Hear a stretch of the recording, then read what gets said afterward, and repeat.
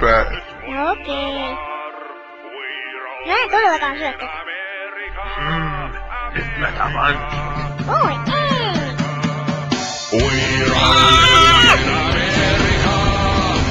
Syön lusikkaa.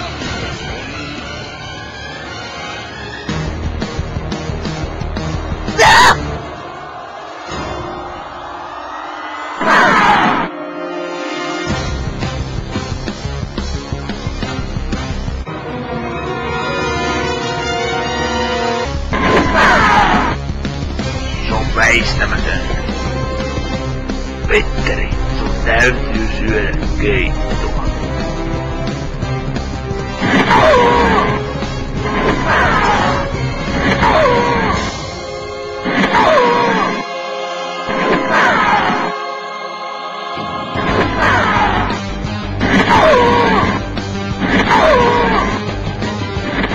Lisää, lisää.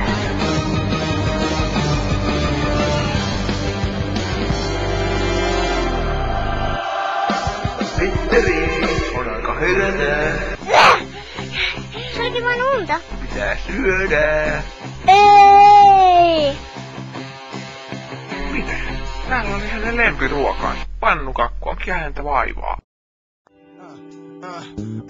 Mä katson lentokoneiden nousua läheiseltä kukkulalta. On jo auringon lasku, mut sekä ne tuntuu nyt pahalta. Kuunneltiin ääniin, noustiin atmosfääriin ja lentokoneiden kanssa unelmat lensi. Maailman äärin, mulla oli päällä villapaita, iso broidilta saatu. Se uhkas vettä turpan, jos se likaantu. Mut mun kaverit hyökkäs päälle, vaikka työnsin niiden täällä. Paita päätyy loppuun ja lopuksi kynnyksimmä päällä. Meil oli niin tiivis hengi ja hauska etten ajatellut. Miksi mua välillä ahdistuttaa, se selvisi myöhemmin. Kun aloin vielä huoman, että tosi frenditkin ne oli vaan kuvitelmaa. Karu totuus, sulle hyöstä elämää.